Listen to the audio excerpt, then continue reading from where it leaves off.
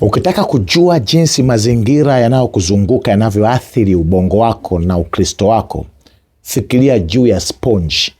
Kama sponge inavyowekwa ndani ya maji, ndivyo ambavyo ubongo wako unavyowekwa katika mazingira yanavyokuzunguka. Una uwezo mkubwa wa kufyonza angahewa na mazingira yanayokuzunguka na ukabadili, ukaathiri hata uchamungu wako. Inaathiri hadi kanisa kwa ujumla. Kuna mambo mengi sana ambayo sasa hivi umeng'ang'ania na kuyashikilia sana, lakini tukiatrack na kuangalia chanzo chake, tutagundua kabisa chanzo chake ni dunia tu ambayo ilikuwa imelizunguka kanisa, wakaamua kwenda kuopt, wakachukua vitu vile. Mfano, ukiangalia sasa hivi asilimia karibu 98 kama sio 99 ya Wakristo wote wanaamini katika kukutana katika ibada siku ya Jumapili.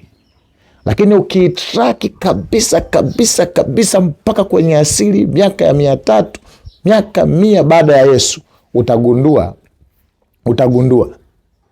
ni vitu ambavyo jamii ya nje ilipoingia kanisani waliingia navyo, utamadunishaji wa imani ili kuweza kuvuta waumini wengi. Mafungu yamekuja kutafutwa baadaye ili kutetea hiyo hoja.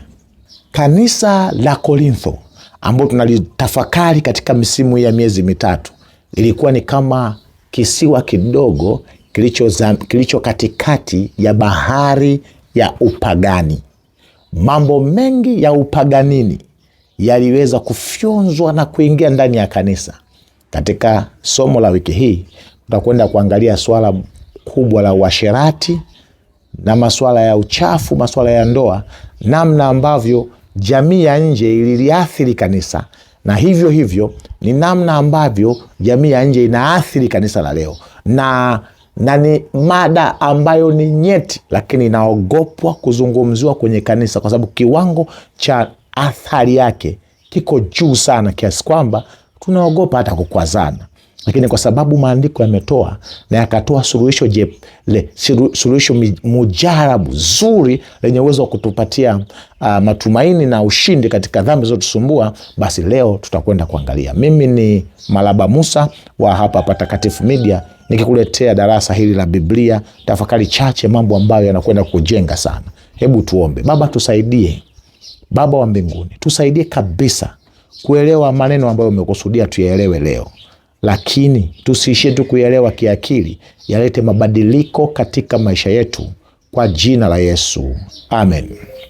Baada ya suala la makundi ndani ya kanisa la Korintho ambao tumelisoma kuanzia ni makundi na masuala ya intellectualism and philosophy, masuala ya kiakili na filosofia ambayo yameelezewa Wakorintho wa kwanza 1 mpaka 4, ambapo dhambi iliyokuwa inatesa kanisa ilikuwa inatafsiriwa kwenye hizi chapter 4 ni inaitwa intellectual and philosophical sin. Ni dhambi ya kiakili na kifilosofia, na watu kugawana makundi, uelewa na nini. Kuanzia sasa Wakorintho 5 wa kwanza mpaka 7, hapa tunaingia kwenye matokeo ya migawanyiko ndani ya kanisa. Matokeo watu kufikiria kinadharia na kuzifanya kuwa ndio maisha yao, huku wameacha nguvu ya msalaba. Tunaingia kwenye dhambi zinazoathiri mwili. Mmoja ya dhambi kuu kabisa ambayo ilizungumzwa katika vitabu hivi vya Wakorintho wa kwanza 5 mpaka 7 ni dhambi ya uasherati na uzinzi ndani ya kanisa. Wakorintho wa kwanza 5 mstari wa kwanza mpaka wa 13. Lakini sisi leo tutazama kwenye mstari wa kwanza tu, maana haya mengine yote ni matokeo na namna ya kushughulikia. Dhambi ya uasherati kanisani. Kuna kitu kinazungumzwa ambacho ni cha ajabu sana. Kitabu cha Wakorintho wa kwanza 5 mstari wa kwanza. Anasema, lakini habari imeenea ya kuwa kwenu kuna zinaa, na zinaa ya namna isiyokuwako hata katika mataifa, ya kwamba mtu awe na mke wa baba yake. Mtu awe na mke wa baba yake. Anasema, nimepata taarifa ndani ya hilo kanisa kuna uzinzi unaendelea. Tena chini kule anasema ni vitu ambavyo vimehalalishwa kwenye kanisa, ni vitu ambavyo vinatetewa kanisani. Lakini sasa mmeenda mbali nyie watu wa Korintho, Yani mmefikia hatua mnafanya uchafu wa zinaa ambao hata duniani haupo. Yani mmezidi dunia kwenye dhambi. Yani watu wa Mungu, viwango vyenu vya utendaji wa zinaa yenu vimezidi wale hata wa duniani. Kanisa la Korintho lilikuwa ni kama kisiwa kilichozamwa katika dunia ya upagani na uasherati. Kwa umeingia ndani ya kanisa, hasa wamekuwa machampioni, wamewazidi hadi waovu. Tulijifunza kwenye somo la kwanza, kulikuwa kuna tempo pale la kipagani ambao lilikuwa lina makahaba wa kanisani, makahaba wa hekaluni, temple prostitutes zaidi ya 1000. Ukahaba mkubwa, ilikuwa ni kambi ya uzinzi Korintho, nje ya kanisa. Sasa pale mjini tu Korintho kawaida wametapakaa wazinzi kila kona. Ilikuwa ni kama mtu unataka kufanya likizo ya maadili, nenda Korintho. Sasa hapo ndo kanisa limeanzishwa.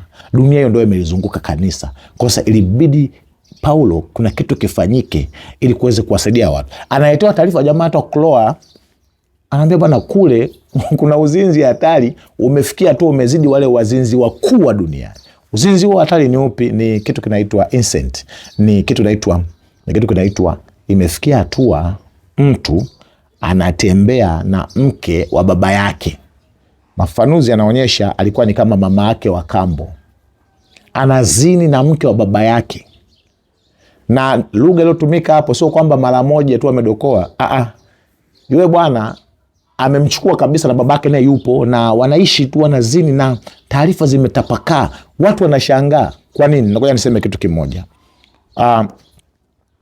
Mwandishi na kiongozi aitwa statesman, kiongozi wa dola la Kirumi wa wakati huu aitwa Cicero, anaandika ya kwamba tabia inaitwa incest ya mtu kulala na mke au wa baba yake au dada yake, pamoja na uzinzi wao wote na uovu wao wote, kwa sababu to Corinthianize ni kama kuzini na mtu, kutokana na jinsi zinaa ilivyokuwa kubwa pale Korintho.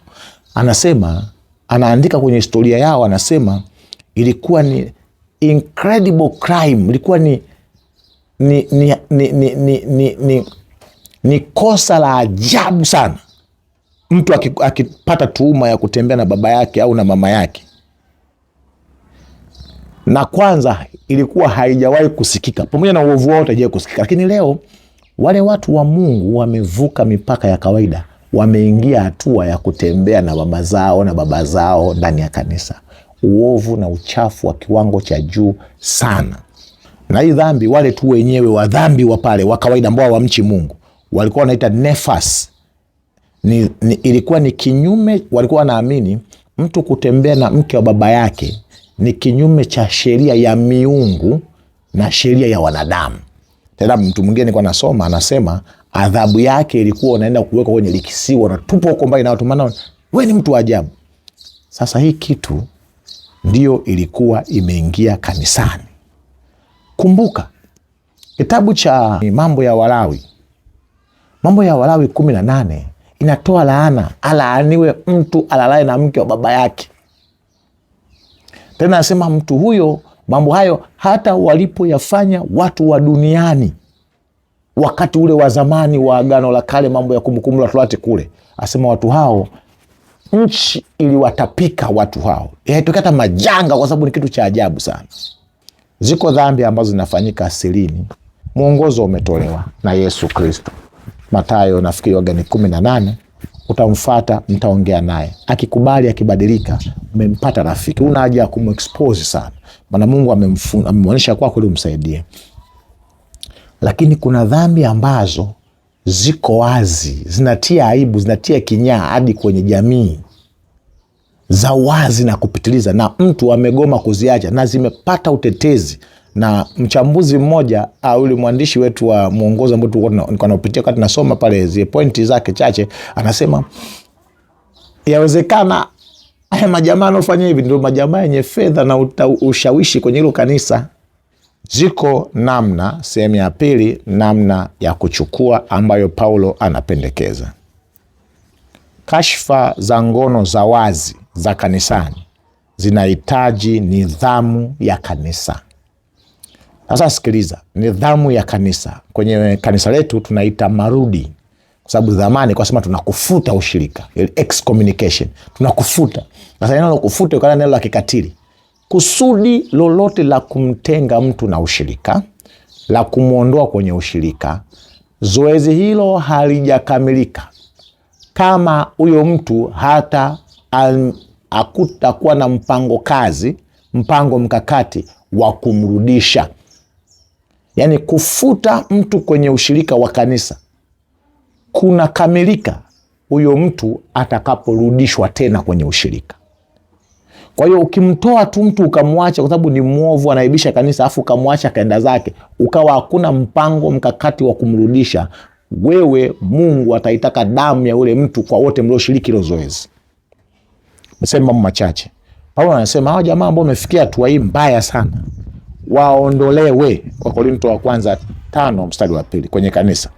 La tena anasema ahukumiwe, watu wakae wachukue hatua, achukuliwe hatua huyo mtu huyo. Lakini pia anasema akabidhiwe kwa shetani. Na anaenda mbali anasema huyo mtu msile naye wala msichangamane naye. Kwa nini? Hiyo ni crime. Huyo mtu anatakiwa achukuliwe hatua hata kwenye jamii ya kawaida. Sasa nyie mnapewa utaratibu kwamba msikule naye wala msichangamane naye. Kwa nini? Katika dhambi zote, hii dhambi hasa ikifika kwenye viwango vya mtu kutembea na mama yake na dada yake, kuna uwezekano ukijisogeza karibu hata wewe unaweza ukavutwa ukaenda. Anasema huyo mtu aondolewe kwenu, atengewe shetani mtu huyo, maana si anapenda mambo ya shetani sana kiasi kwamba ya kwenu hayataki. Sasa ule ushetani wake asiruhusiwe kuufanyia kwa naharibu kanisa, lakini ili aokolewe. Mfanyeni kwenu kuwa mtu wa mataifa, ili harakati za kumrudisha arudishwe kama mtu ambaye hakuwahi kumjua Mungu kabisa. Nguvu ziwekwe aweze kurudishwa ili apate kuokolewa. Sasa niongeze kitu kingine ambacho niliwahi kujifunza hapo nyuma, tunamrudishaje? Watu wanaokwenda kumrudisha mtu aliyerudi nyuma kwenye jumuiya ya Mungu hawataki kwenda watu wa kawaida, kwa sababu unaweza nao kanaswa ukapotea mfano huo wa kuasi. Wagalatia 6:1. Ndugu zangu, mtu akigafirika katika kosa lolote, ninyi mlio wa rohoni mlejezeni mpya mtu huyo kwa roho ya upole, ukijiangalia nafsi yako usije ukajaribiwa na wewe mwenyewe. Hapo mambo mawili. Mtu wa rohoni, mtu wa kiroho ndio ana qualify kumrudisha mtu. Ukijifanya tu umetoka na wewe na umepindwa na vitu vyako vya sirisiri ueleweki, ukajifanya kwenda kumsaidia mtu ambaye ameacha imani kwa sababu ya makusudi au anafanya mambo ya baba zao na watu ambao wamepinda, anasema unaweza nao kanaswa moja. Unaweza kupigwa hata ngumi na panga. Nakumbuka tulikuwa tunafanya usuluhishi mmoja kwenye masuala yetu ya kanisa. Yule mtu akasema, yule mtu mkimleta hapa, kama mna hamu ya kuona ubongo wa mtu, kuonaga ubongo wa mtu, yule mama mlete hapa tukae naye. Hawa ni watu walikuwa ni watu wa mgogoro wa familia. Sasa watu wa rohoni, kama si wa rohoni, ingia chumbani kwako, funga, jiweke vizuri na Mungu, ndio kaanze kushughulika na watu. Usije ukachukua watu wa mbea wakaenda kushughulika kule. Kama ni mwanamke anaweza kapitiwa, kama jamani ni champion kwenye zinaa, mama ni bingwa wa kushawishi waume za watu, alafu unamtuma mume wako ametoka kwenye kazi ana maombi ya nini kwamba aende akamlete kwa Mungu, unashangaa na muoa tena kule, tunakuza migogoro. Mungu anasema enyi wa roho. Nimetaka niseme sana hapa kwa sababu ni pamuhimu sana, lakini naongea na wewe ambao umetengwa na kanisa na watu wameacha kushughulika na wewe, hawana time na wewe, utajua mwenyewe. Usikae huko, rudi kwa jina la Yesu, mwambie Mungu ninarudi, nipokee. Kwa hiyo ni moja ya njia ya kutatua hii changamoto. Lakini ukienda kwenye kitabu cha Wakorintho wa kwanza 6, kuna hoja tena nyingine inaletwa hapa, ni kulinda utambulisho wa kanisa. Anasema makosa yote ambayo si ya kijinai, hatupaswi kwenda kushtakiana kwenye mahakama za kidunia. Kwa masuala yote ambayo ni ya kijinai, mwongozo umetolewa kwenye kitabu cha Warumi 13 mstari wa 1 mpaka wa 5. Lakini ndani ya kanisa yawezekana mmedhulumiana, yawezekana mmekosana, yawezekana mtu mmegombana, mmetofautiana, yawezekana kuna utapeli umetokea. Inashauriwa watu wa Mungu wasiende kutafuta hekima kwenye mahakama za kidunia. Na wakati haya yanaandikwa, mahakama za wakati huo kama zinavyotuhumiwa nyingi za dunia ya sasa kutokana na uovu ulivyozidi, zilikuwa hazitendi haki. Nyie mnaye Mungu mwenye haki, mshirikisheni Mungu kwenye hoja zenu, mmalize wenyewe mambo ya ndani ya kanisa. Msije mkaliaibisha kanisa, mkatunza ile image ya kanisa. Iko namna nyingi. Biblia inasema mtu wa kwenu akipungukiwa na hekima na aombe. Matatizo mengi, migogoro mingi midogo midogo mnaishia kwenda mahakamani ya kwenye ndoa ni kwa sababu ya upungufu tu wa hekima. Kwani kanisa lijifunge na kuomba hekima ya namna kutoa mgogoro, huku picha nzuri ya kanisa ikaendelea kuhifadhiwa.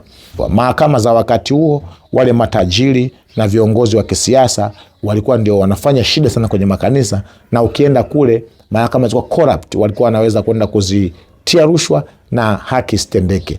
Anasema sisi tutahukumu malaika. Majini yote yana mapepo, sisi tutakaa kwenye vitabu mbele ya Mungu wetu, kitabu cha Ufunuo, tukiletewa kumbukumbu. Huyu tunakuwa mahakimu. Hasa kama wewe ni hakimu wa kuhukumu malaika, acha tu wanadamu hivi ambao vinasumbua. Wewe si mtu wa kawaida. Lazima mweke mifumo kwenye kanisa ya kutatua matatizo yenu. Japo watu wengi wamepinda, hawataki. Tumeshiriki migogoro mingi kutatua, lakini mtu ukitaka tu kuingiza mambo ya rohoni, washakimbia, wamekuzunguka, wako mahakamani kwenye ofisi ya kata, wanataka kukupigana, wanataka kuachana, wameshtakiana. Lakini Mungu anatoa maagizo. Mungu hajaishiwa hekima ya kutatua matatizo tunayopitia. Bado kama kanisa tuingie kwenye maombi, tumuombe Mungu atupe mafunuo, atupe hekima liishi. Lakini yale mambo ambayo tumesema ni ya kijinai, ambayo yale yako ni ya kiserikali, apelekwe.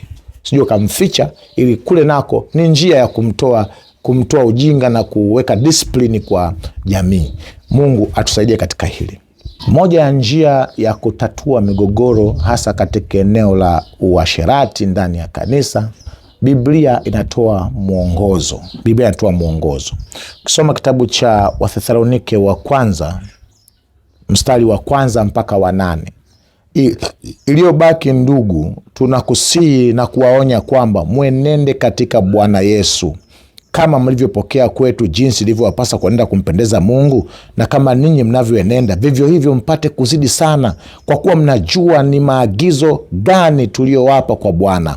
Maana ndiyo mapenzi ya Mungu kutakaswa kwenu, mwepukane na uasherati. Kila mmoja wenu ajue kuuweza mwili wake katika utakatifu na heshima. Mungu akupe uwezo wa kukontrol hisia za mwili wako katika utakatifu na uzuri wa heshima. Mvae Yesu, ili zile hisia chafu ambazo zimekuwa zikiibuka, damu ya Yesu ina uwezo wa kugeuza. Ni saikolojia tu umejiaminisha. Inawezekana ukoo na familia uliotokea na kabila lako lenyewe linaamini hicho kitu ni kitu halali.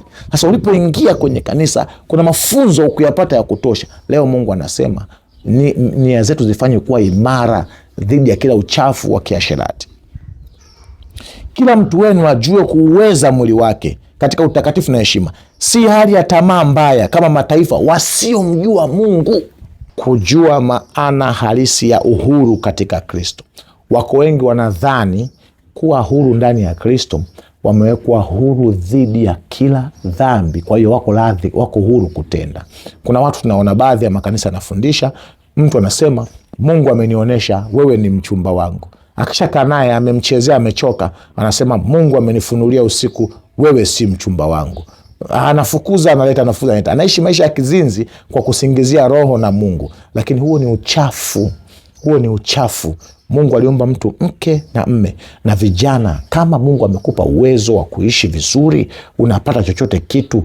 Kama una uwezo kuwa na wanawake 6, 7, 8, inakushindaji kuoa mke mmoja ukakaa tu vizuri? Muombe Mungu. Haya ni mambo ya kiroho.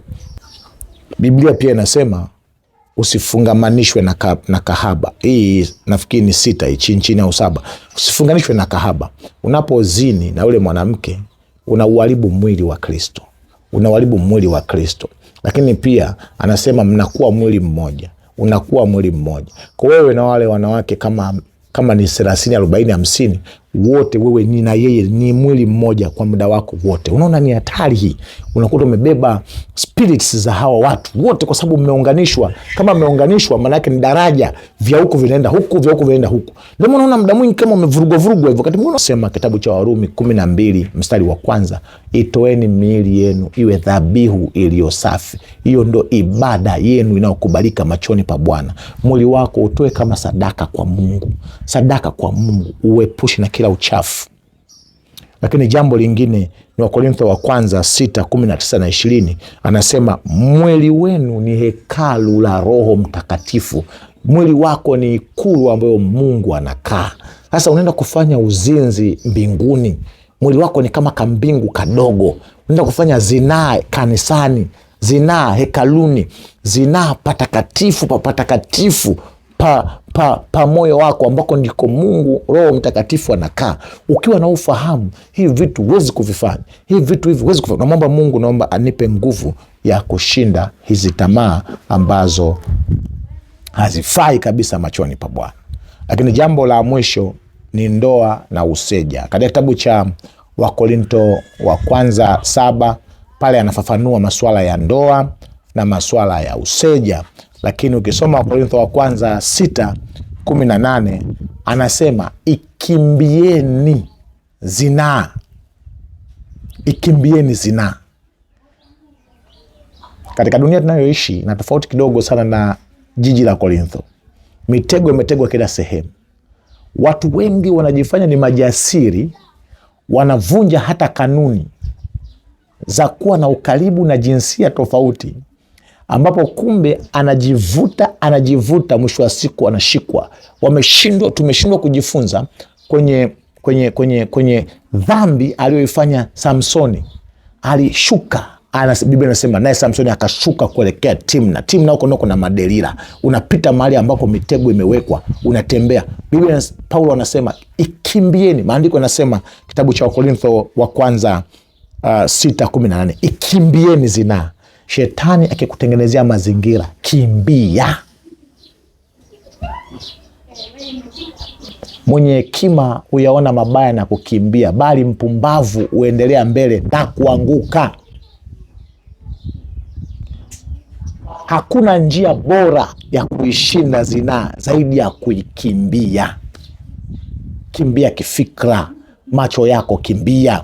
Nilikuwa nasoma, kuna gazeti moja la utafiti wa Kikristo, au ni watu wafanya utafiti wa Kikristo, inaitwa Barna Group. Ni maarufu sana hawa watu. Wanasema dunia iliyopo sasa, kwa mfano kwa Marekani, 65% ya wanaume wasio wa Kristo wanaangalia pornography sana kila siku. Sasa 1% ya wanaume wa Kikristo wanaoangalia pornografia kwenye takwimu zile za statistics, zile analytics za zile mitandao za pornografia mikubwa ulimwenguni, 64 ya wanaume wa Kikristo wanaangalia. Na anasema kwa vijana hali ni mbaya zaidi. Shetani ameweka kule vitu, kimbia. Mwambie Mungu, naomba nikimbie. Zinaa inakimbiwa. Mwanzo 39 mstari wa 6 na 18. Alitengenezewa mazingira ya zinaa, akakimbia. Kwenye kukimbia zinaa unaweza ukajikuta umeishia jela. Kwenye kukimbia zinaa ukajikuta umefukuzwa kazi. Kwenye kukimbia zinaa ukajikuta umesingiziwa na kupakaziwa. Umeitwa wewe mwanamume sio lijali. Umeitwa mwanamke unajifanya mlokole. Lakini kimbia kwa jina la Yesu. Mungu ndiye aliyeumba ndoa. Na siku anaumba ndoa aliumba mwanamke na mwanaume. Hakuumba mwanamke na mwanaume na wanawake. Kwa mwanamke mmoja, mwanaume mmoja, na wawili watakuwa mwili mmoja.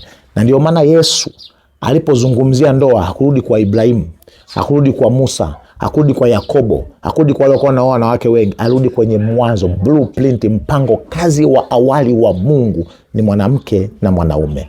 Na Mungu akaumba tendo la ndoa ili liwe halali kwa mwanamke na mwanaume waliooana wawili peke yake. Rudi kwenye mpango wa Mungu.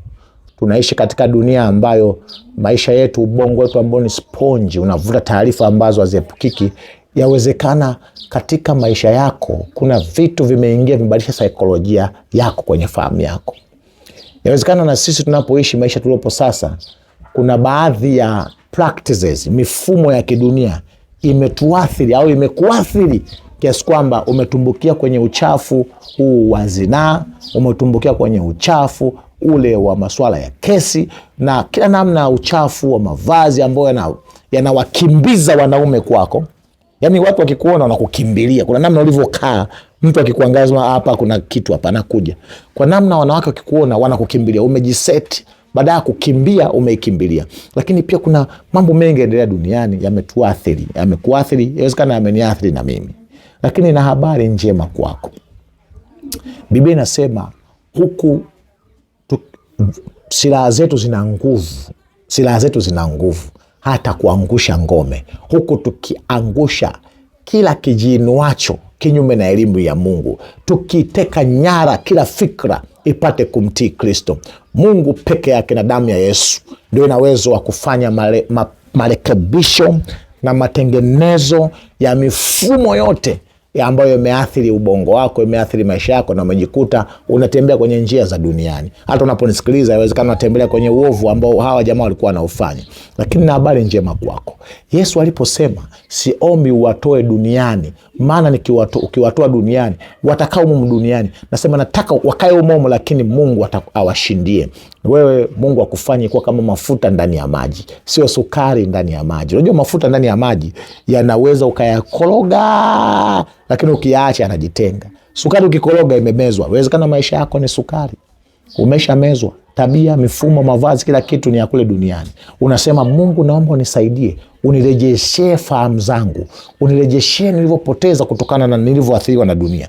Mungu akutendee, Bwana akufanyie. Baba Mungu wa mbinguni, asante kwa kuwa ni Mungu mkuu mwenye uweza wote, nguvu zote na mamlaka yote. Katika jina la Yesu naomba utusaidie. Tunaishi duniani ambako kiwango cha uovu ni kikubwa sana, na umetuambia ubongo wetu ni kama sponge, zinavuta na kufyonza yanayotuzunguka. Sasa tunapoongea sasa, inawezekana kuna eneo fulani la maisha yetu tumelihalalisha na kulishangilia na kulitetea kama watu wa Korinto, wakati ni dhambi mbaya isiyofaa. Inawezekana mtu anayenisikiliza sasa hivi ni mke wa mtu, lakini yuko ndani ya nyumba ya mwanaume mwingine.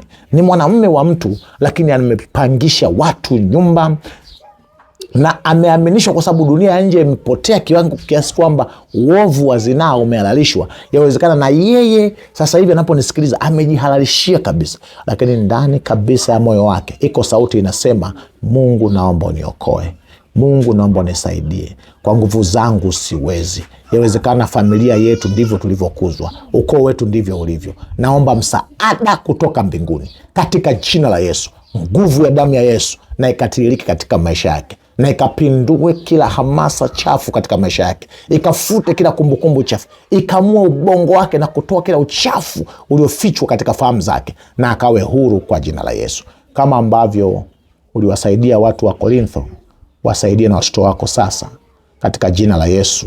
Amen.